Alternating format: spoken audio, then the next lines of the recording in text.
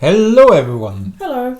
Today we thought we'd show you something that we bought the other day. It is a Wireless controller made by Freaks and Geeks that we were curious to because the pricing just looked very interesting. yes, Freaks and Geeks. We bought this online from a local store that does home deliveries. It costed, what did it cost? I think it costed about €34. €34. I think I've seen them like for around 40 going normally, so it was already like slightly reduced in price. Yeah, I think they normally go for around the 50 mark or so.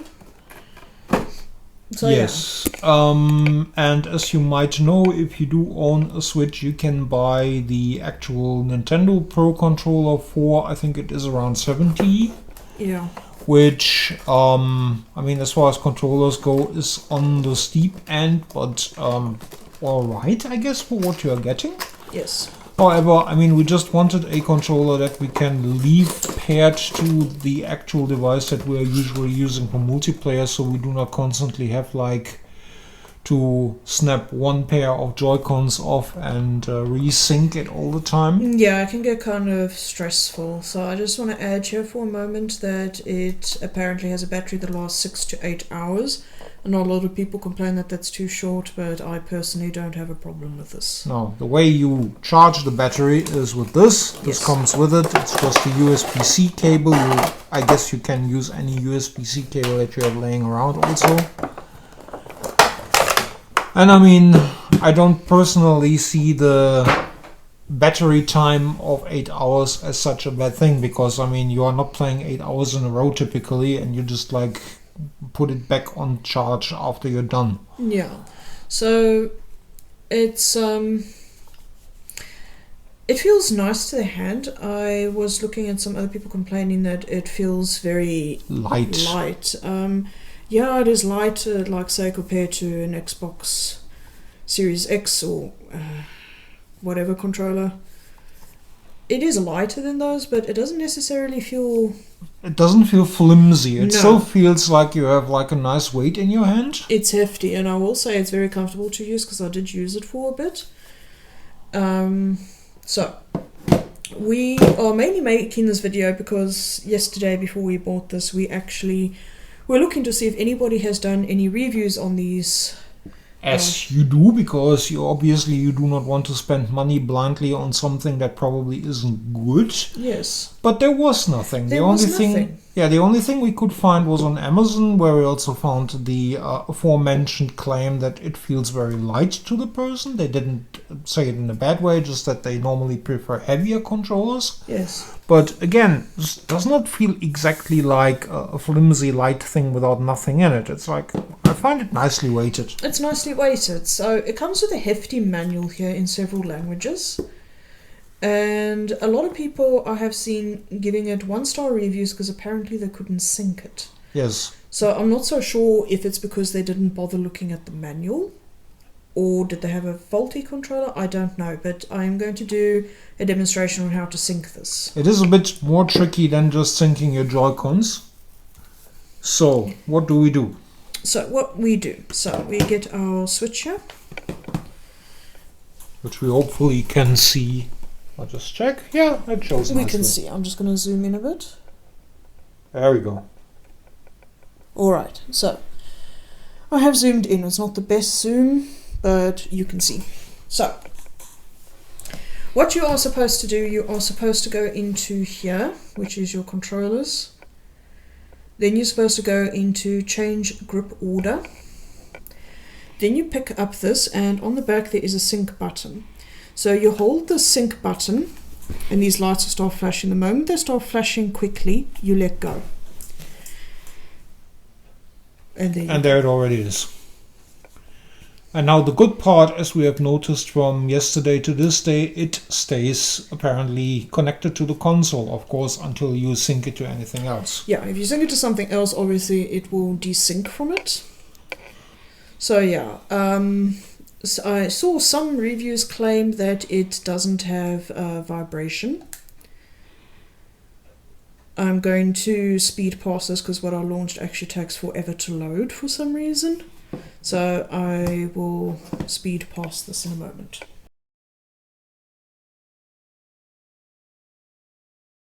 So, the reason I launched this game in particular is because it proves that, yes, this thing does vibrate. So I've read a few reviews where they claim that this thing has no vibration motors, when it certainly does have vibration motors.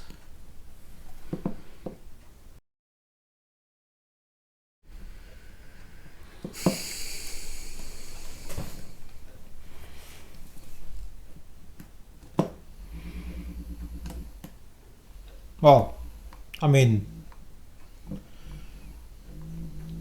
it definitely vibrates. I don't know what this person was meaning when it doesn't vibrate at all. maybe they meant that it does not have the HD rumble feature of the Switch. Which, admittedly, if you have ever had like a controller that does rumble, feels totally different than anything else. For better or for worse. I've only ever had like a handful of games that really use the HD rumble feature in a good way, and those were usually Nintendo games, and everyone else does not seem to do like a really good job like including it. Yeah, no. So having like just a regular rumble in your joypad is actually a good thing. Yeah, no, it just does it does various ranges of vibration. It does like a really strong one and then lighter ones. So no, there is a bit of range going on in there. I'd say maybe it vibrates similar to maybe like a PlayStation 3 controller comes to mind. Possibly. I mean, I do not really have the mental comparison ready, like, but I mean, a rumble feature in a controller is basically just like a motor that's like spinning round and round. Basically, yeah. While the HD rumble on the Switch is like, I mean, if you played Super Mario Wonder, it's actually able to like make like little noises with it and like play songs and whatnot. What most games don't do, they just basically bang against something and it goes brrr. Yes. As we just heard. Yeah, so. And that's it. I will say the sticks on this thing are amazing. The sticks are very nice. They feel really good because once this is done here, that's why I launched this game, is because it proves that this controller does in fact do at least basic vibrations. See? It vibrates for everything in this game. That's why I launched it. Because every little thing that happens on the screen, for some reason, it will feel the need to vibrate about it.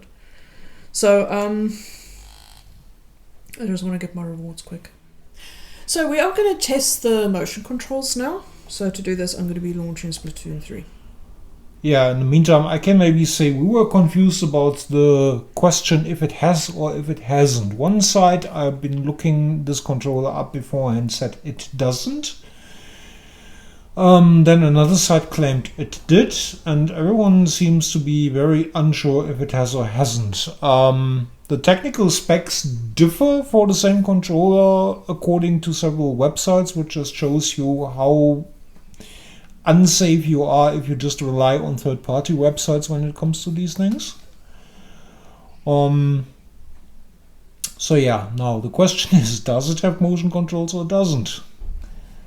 We shall find out, because Splatoon is one of the games that facilitates motion controls a lot. And look at this. It has motion controls. So I don't know, so many reviews I read, they claimed, oh, it doesn't. Then what's this? I am able to look up and down. Maybe they were not having it in the right game mode, because we kind of noticed that if the game thinks it's in handheld mode, it wants you to tilt the whole console. Yeah, because I had to change to make it work for me in Splatoon here. I had to turn it on both in TV/tabletop mode and in handheld mode to turn it on, and then it suddenly started to work.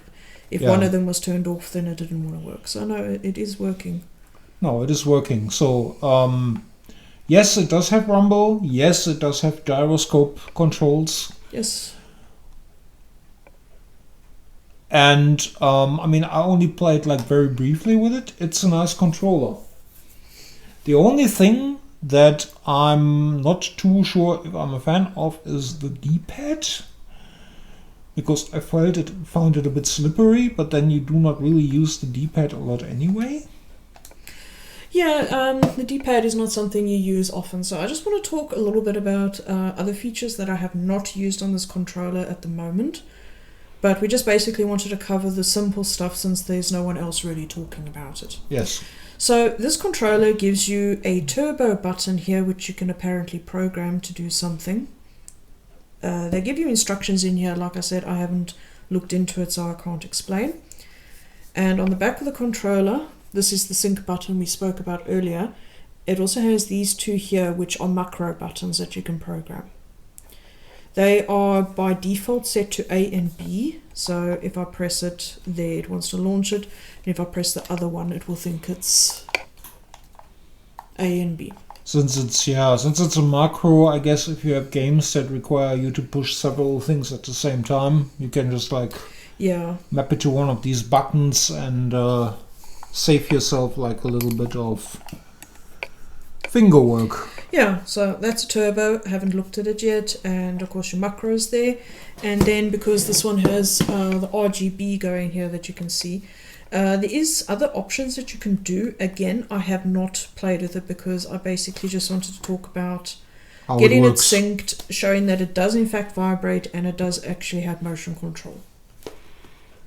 But yeah, they do actually give you instructions in here. You can also hook this to a PC, which I will be trying at some point.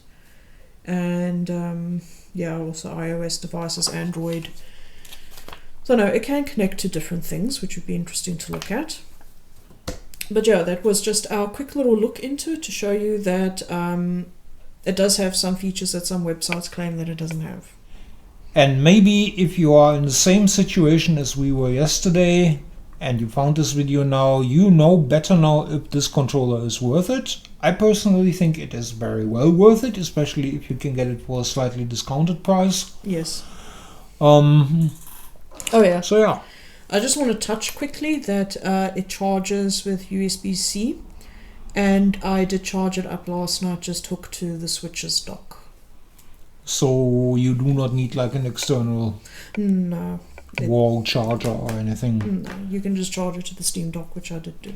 Which is good. I mean, and yeah, the battery, of course, it doesn't hold as long as a official Pro controller, but then again, I mean, you just after you are done playing, you just you can just put it on charge when you are done playing if it's a problem for you. The old PlayStation 3 did nothing else. Yeah, the PlayStation 3, and they gave you such a short cable. I mean, this is generous compared to what you got with the PlayStation 3.